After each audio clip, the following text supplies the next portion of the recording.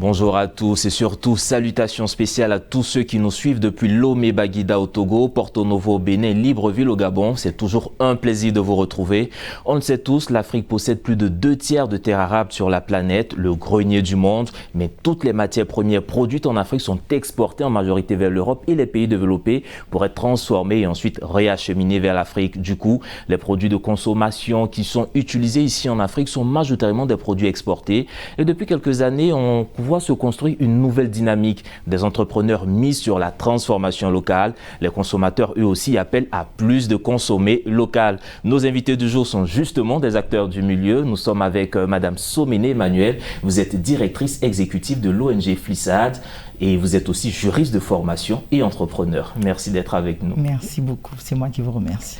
Et avec nous ici en studio, M. Xavier Kofi, vous êtes chef d'entreprise spécialisé dans la transformation et la commercialisation de produits du terroir. Merci d'être avec nous. Merci, grand à vous. Alors, avant d'aller plus loin, pour mieux vous connaître, l'ONG Flissade, c'est quoi exactement? Alors, permettez-moi de définir Flissade. Flissade, c'est Femmes Leaders Internationales pour la sécurité alimentaire et le développement durable. Nous évoluons dans le renforcement des capacités des femmes en milieu urbain comme en milieu rural parce qu'on se dit que toutes les femmes ont les mêmes capacités, ont les mêmes chances, qu'on vive en milieu local, en milieu urbain ou en milieu rural, on a les mêmes chances. Alors nous travaillons à l'autonomisation, nous luttons contre le travail des enfants, nous travaillons à mettre en place des activités génératrices de revenus pour permettre à nos mamans, à nos sœurs, à nos filles qui sont dans le secteur agricole de pouvoir vivre de ce qu'elles font. Bien vrai, il y a d'autres cultures comme la cacaoculture, comme l'hévéaculture qu'on ne consomme pas directement, mais qui servent à mettre en place d'autres activités par la production du vivrier. Donc toutes ces choses, nous formons les femmes dans ces différents domaines. Voici un peu ce que c'est que l'ONG Flissade. Alors vous entendez, il y a deux termes qui me tapent un peu à l'oreille, sécurité alimentaire et autonomisation. On a beaucoup parlé de sécurité alimentaire avec la crise que l'Ukraine vit actuellement. On a vu comment les pays africains étaient focus sur cette crise.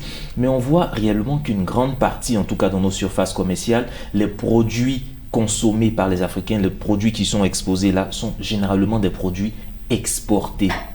Comment est-ce qu'on peut expliquer ce fait? Pourquoi est-ce qu'on court après les produits exportés et non les produits locaux? Ok. Déjà, il faut déjà que les chiffres nous montrent déjà qu'au niveau de l'Afrique, on exporte, qu'on dépense chaque année plus de 63 milliards de dollars pour exporter de la nourriture pour le continent. Et selon la BAD, si rien n'est fait, d'ici 2025, cette facture-là peut monter jusqu'à 110 milliards de dollars. Et à mon sens, il y a également 3 facteurs qui expliquent ce déficit alimentaire au niveau du continent. Premièrement, c'est d'abord l'incapacité de l'Afrique elle-même à pouvoir produire en quantité et en qualité les produits qui sont majoritairement consommés par les Africains. Aujourd'hui, on voit qu'il y a un déficit brut au niveau du céréal de l'Afrique de l'Ouest de plus de 9,5 millions de tonnes et le rendement au niveau du céréal de l'Afrique est de 1,3 tonnes à l'hectare, contrairement à l'Inde qui représente quand même plus de 2 fois et quand même aussi de la Chine qui a plus de 4 fois en fait. Donc au niveau quand même du rendement de la production, nous sommes encore pas rentables au niveau de la production. Et suite à cela, il faut aussi ajouter le fait que les Ivoiriens, pour ne pas dire que les Africains, ont longtemps été habitués à la consommation des produits importés, sous prétexte peut-être qu'elles étaient de qualité ou encore de moindre prix. Et il faut aussi noter que la plupart de nos produits étaient peu ou pas consommés, peu ou pas transformés, mais qui étaient essentiellement tournés vers l'exportation. Voilà. Et aussi, à cela, il faut également dire qu'aujourd'hui, on a quand même une prise de conscience, mais la production reste relativement faible et également au niveau de la transformation. Aujourd'hui, au niveau des postes, pour ne pas dire des récoltes, il y a carrément plus de 30% des productions qui sont perdues faute de transformation et pas mal d'industrie. Donc tous ces 3 facteurs-là contribuent à augmenter le déficit alimentaire au niveau de l'Afrique. Alors bon, je vais revenir vers vous tout à l'heure pour parler surtout de cette faiblesse, cette insuffisance au niveau industriel. Mais on vous entend parler de 30% des produits, des matières premières cultivées, produites ici, périssent par manque de conservation. Vous, sur le terrain, comment est-ce que vous travaillez à corriger ce facteur? Bon, déjà, permettez-moi de préciser les raisons pour lesquelles ces produits périssent. On a un réel problème de conservation parce que au niveau des infrastructures, au niveau de l'acheminement des produits des communautés vers les grands centres de consommation, c'est un réel problème. Parce qu'on a une communauté à l'intérieur peut-être de la Côte d'Ivoire, je veux dire, qui produit beaucoup de bananes, par exemple. Et pour que la banane sorte de ce campement, pour venir en ville, pour venir vers les grandes surfaces, il y a un problème de route, les voies ne sont pas faites par exemple. Donc tout cela contribue à ce que ces denrées consommables des cultures vivrières périssent. Qu'est-ce que nous on fait en tant que nous, ONG, par exemple, je donne notre exemple, on a décidé de renforcer les capacités parce que tout part d'abord par la formation. Quand on est formé à quelque chose, on peut faire les choses normalement et bien.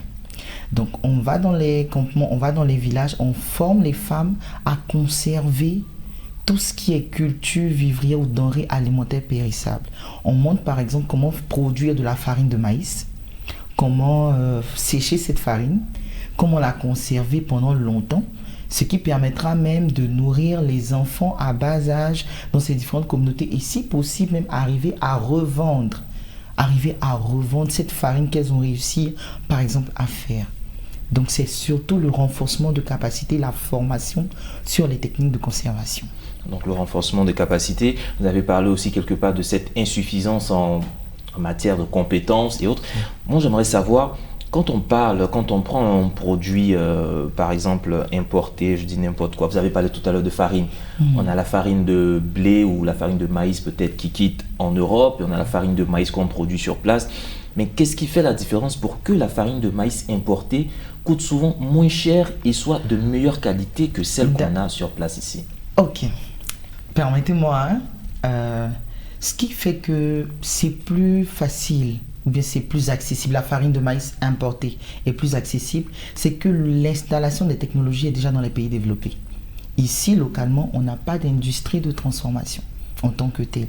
Et même si on en avait, c'était encore très peu. Parce que la technologie coûte cher. C'est vrai, la technologie coûte cher. On n'est pas, les entrepreneurs, tous ceux qui travaillent dans le secteur ne sont pas formés à l'utilisation de cette technologie. Ce qui fait qu'aujourd'hui, on peut exporter facilement notre maïs et puis racheter cela encore 3-4 fois plus cher qu'au prix d'exportation. Alors, si on arrive à mettre en place des politiques ou bien une politique d'industrialisation, de transformation de tout ce qui est denrées alimentaires produites localement, je pense que cela pourrait contribuer à concurrencer fortement le marché des denrées alimentaires importées. Alors, M. Kofi, vous partagez ce point de vue ou bien il y a des initiatives qui sont déjà lancées dans ce... Effectivement, je partage déjà ce point de vue parce que sur le plan industriel, pour être rentable et compétitif, il faut d'abord jouer sur 3 leviers. D'abord, le facteur prix-qualité, d'abord cette histoire de proximité et cette histoire également de disponibilité.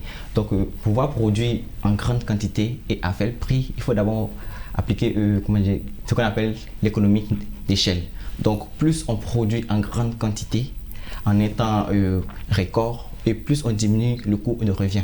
Et alors là, on pourra vendre à un prix un peu plus bas au consommateur final.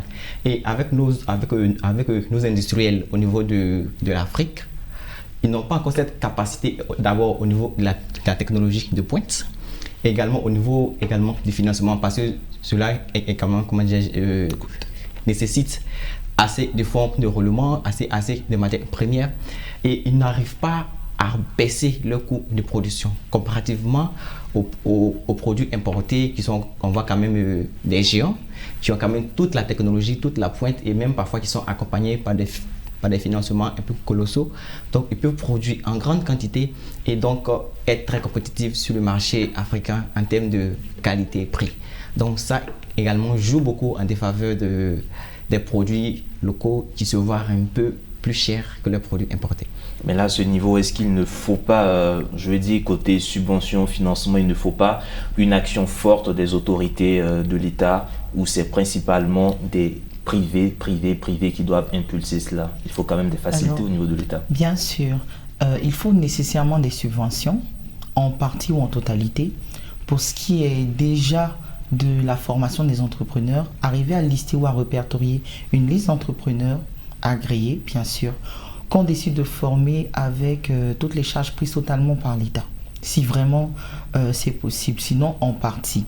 Il faut aussi permettre un échelonnement si les coûts reviennent vraiment très exorbitants pour l'État. On peut parler par échelonnement de paiement de coûts de formation et puis aussi mettre en place des politiques d'industrialisation, c'est-à-dire à chaque entrepreneur où on décide d'aider par exemple chaque entrepreneur, par exemple mon confrère qui est là pour les chips, de mettre à sa disposition des machines, des machines qui vont arriver à découper, je pense encore rapidement, les bananes ou bien les patates douces. Pourquoi? Parce que le temps mis pour une personne à découper ou à éplucher une banane est très différent de la machine de l'industrie qui va produire les chips rapidement. Donc si on décide d'accompagner un entrepreneur, il faut que ce soit avec des actions fortes. Subventions au niveau de l'industrialisation, mais pas seulement l'industrialisation comme on l'entend, mais l'industrialisation qui respecte les normes environnementales. Parce que qu'on le veuille ou pas, nous sommes en train d'entrer dans une ère, dans une nouvelle saison où le changement climatique est de mise. Donc industrialisation, oui, mais pas avec des machines qui utilisent le carbone, non. Avec des sources alimentaires, par exemple, parce qu'on est en Afrique. Donc tout ça doit faire l'objet d'une étude très élaborée pour accompagner les entrepreneurs dans le meilleur des sens, mais avec aussi des technologies de qualité qui ne vont pas détruire notre environnement.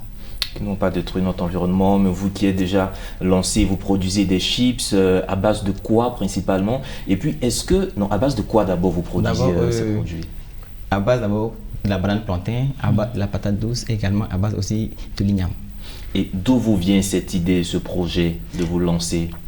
Déjà en 2018, on a déjà vu plusieurs vendeuses qui ont été obligées de jeter leur production, leur banane qui était quand même très mûre, donc n'arrivait plus à pouvoir transformer. Donc on a voulu également apporter de la valeur à ce secteur. Donc pour ne pas se lancer comme un entrepreneur qui n'a quand même pas de compétences dans le domaine, une étude a été d'abord menée. Et nous nous sommes rendus compte que la majeure partie des rayons des supermarchés n'étaient que bondés que de chips importés. Donc nous avons étudié le secteur pour comprendre qu'est-ce qui provoque cela. Et nous avons vu d'abord que le niveau des chips en Côte d'Ivoire n'était pas industrialisé et que les chips étaient produits soit dans des emballages pas hygiéniques et qui ne respectent pas vraiment tout ce qui est normes de qualité et de certification. Et puis également, il n'y a pas quand même de personnes, d'industriels qui ont voulu véritablement apporter un coup de pouce en fait à ce secteur. Donc c'est tout ça qui nous a vraiment motivés et c'est en 2018 qu'on a quand même mis en place ce pied les marques Mon Chips, donc en offrant à la population africaine et sous-régionale des chips de qualité et de moindre prix, un peu qui sont aujourd'hui vendus dans les rayons, dans les supermarchés, à l'instar même des produits importés. Et justement, c'était là ma question. Quand vous exposez à côté de ces produits importés, comment est-ce que la concurrence se fait face à des grandes marques qui sont là? Est-ce que vous arrivez à vous trouver une niche, à vous imposer?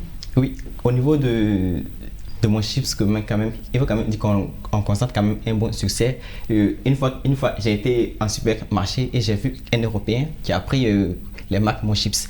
Et également, j'ai juste vu aussi un habitant aussi de Cocody qui était venu acheter des chips et qui m'a demandé, il dit qu'il pensait que les chips venaient de l'extérieur, vu la qualité de l'emballage et de l'hygiène et de tout. Et au finish, il s'attendait maintenant à la qualité du contenu. Voilà, donc il m'a quand même affirmé qu'il a quand même un parallèle un peu entre la beauté de l'emballage, tout ce qui est présentation, tout ce qui est hygiène et la qualité même du produit. Donc à ce niveau-là, aujourd'hui, on reçoit quand même pas mal de personnes. On a quand même été au salon de Paris pour exposer tout ce qui est transformation de produits ivoiriens.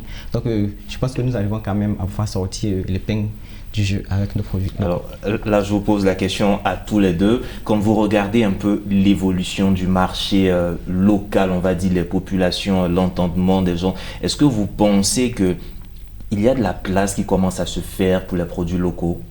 Il y a un intérêt pour les produits locaux? Oui, il y a vraiment un intérêt pour les produits locaux. Dans la mesure où on arrive à un sursaut d'orgueil de la part des Africains de vouloir consommer local.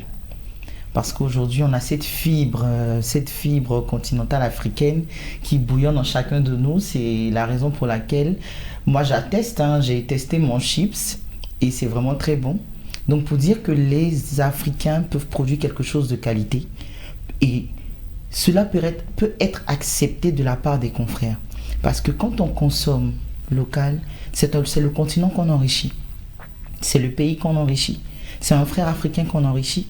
Et pour moi, il y a de la place, il y a de la matière dans tous les secteurs, que ce soit dans le domaine agroalimentaire, dans le domaine du textile, dans le domaine du tourisme, dans le domaine de l'artisanat, à tous les niveaux, consommer local, en tout cas pour le continent africain, il y a de la matière, il y a vraiment de la matière. Vraiment de la matière, M. Kofi. Effectivement, il y a vraiment quand même de l'opportunité quand même qui se crée, parce que déjà avec la crise Russie-Ukraine, on a quand même vu que le prix du blé a quand même grimpé et les Africains ont essayé de pallier quand même à ce problème en offrant aussi de la farine à base de maïs, de bananes plantains, de patates et même de manioc qu'ils ont transformé en pain. Donc aujourd'hui, on a quand même eu plusieurs témoignages de plusieurs Africains qui ont quand même dit que le prix, par exemple, de 50 kg de blé était peut-être autour de 24 000 francs, mais que également on a vu des Africains qui ont pu mettre en place également 50 kg de bananes plantains autour de 20 000 francs CFA. Et les populations ont quand même apprécié les pains qui sont sortis de ces farines produites un peu localement. Donc je pense qu'il y a également des opportunités au niveau de l'Afrique pour la consommation de tout ce qui est local. Alors des opportunités, mais comment vous pensez qu'à ce stade-là, les fournisseurs, les producteurs devraient s'organiser pour vraiment être beaucoup plus compétitifs sur le marché dorénavant? Puisque vous le dites, la demande est là, mais comment est-ce qu'on arrive à satisfaire cette demande? Comment est-ce que les fournisseurs et les producteurs que vous devez vous organiser pour être plus efficients sur le terrain? Déjà, à mon niveau, je pense que pour le Made in Côte d'Ivoire, pour qu'il soit quand même très compétitif au niveau des produits importés, il faut quand même répondre à 3 questions. Qualité, prix, proximité et disponibilité.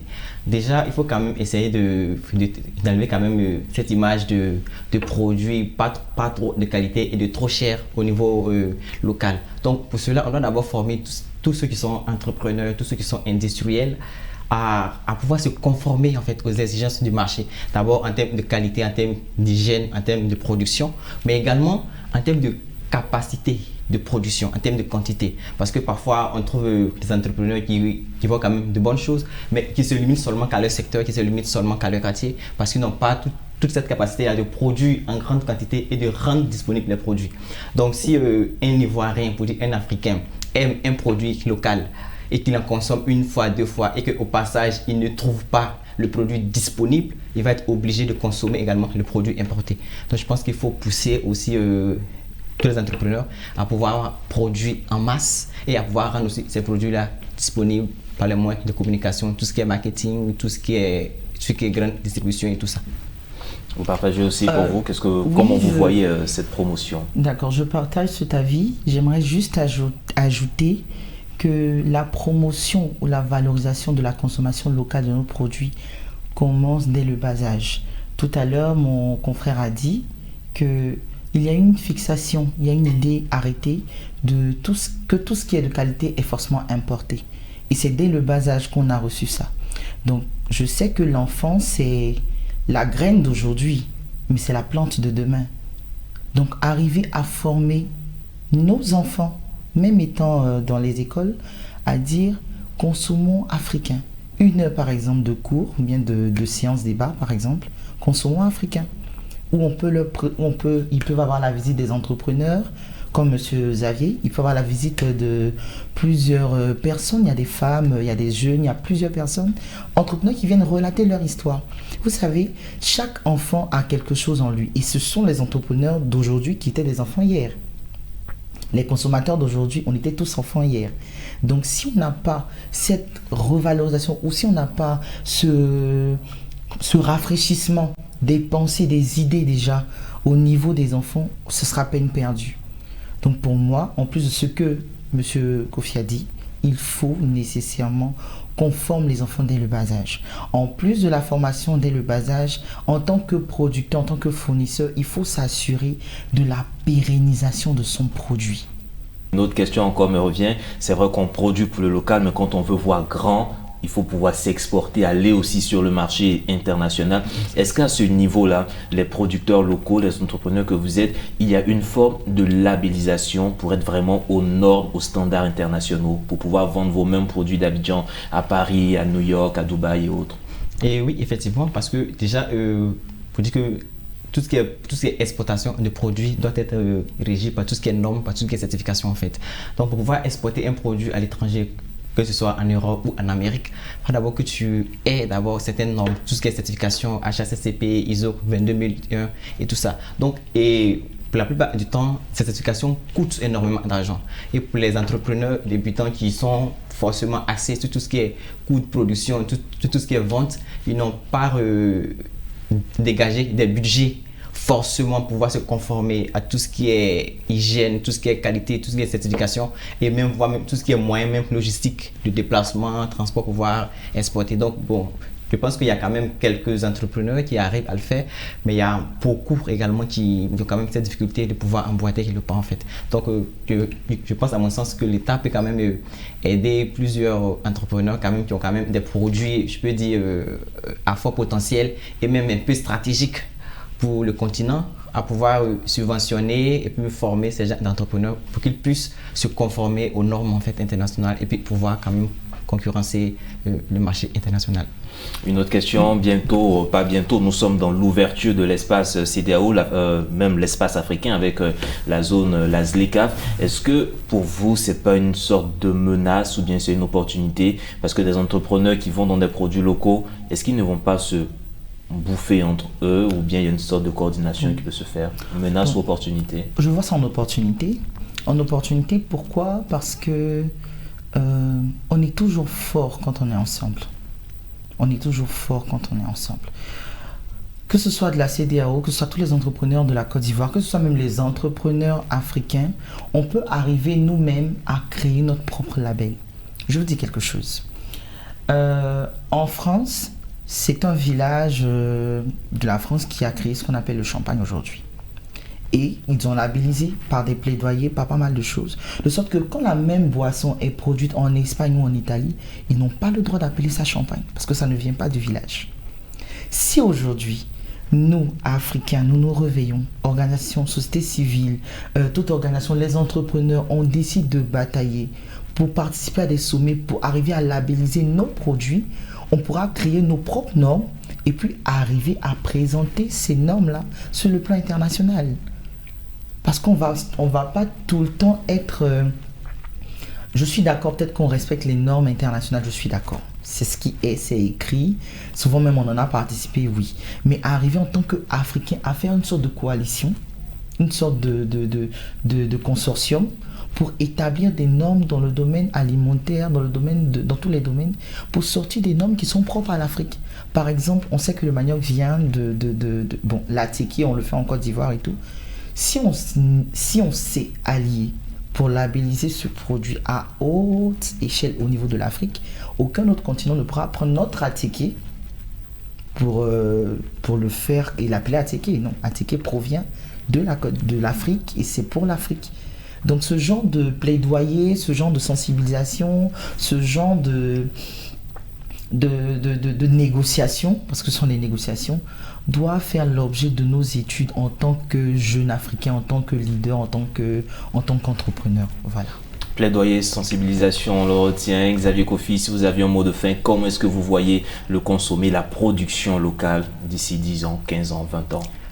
d'ici 10 ans, 15 ans, 20 ans, je pense qu'il y a quand même pas mal d'Africains, pas mal d'Ivoiriens qui vont réduire le taux de produits consommés de façon importée et qui commencent quand même aujourd'hui, qu'on le voit, pas mal de personnes qui commencent quand même à consommer local, à consommer africain, à consommer ivoirien, parce qu'ils se rendent compte que la meilleure façon de pouvoir développer l'économie de l'Afrique, c'est de consommer les produits issus de l'Afrique afin de pouvoir tourner en fait cette entreprise. Donc je pense que déjà d'ici 20 ans, 30 ans, on va pouvoir être très concurrentiel parce qu'il y a quand même pas mal de personnes qui essaient de se conformer aux normes. Donc ils pourront non pas seulement vendre dans leur pays, mais également dans la sous-région et encore voir même à l'international. Le consommer local, un boom sur le continent africain, la production aussi suit. On voit de grandes initiatives qui sont lancées par nos gouvernants. Merci encore de nous avoir suivis. Nous parlions de la promotion, comment encourager la production et la consommation locale sur le continent africain. Et nous étions avec Madame Somene Emmanuel, directrice exécutive de l'ONG FLISAD. Merci encore pour vos contributions. Et Monsieur Xavier Kofi, chef d'entreprise de Eto Duma SARL. Merci encore pour vos contributions. Merci. Et merci pour tout ce que vous faites pour l'Afrique. Mesdames et messieurs, vous pourrez retrouver cette émission sur notre site internet www.mediantv.com. Agréable suite de programme sur nos antennes.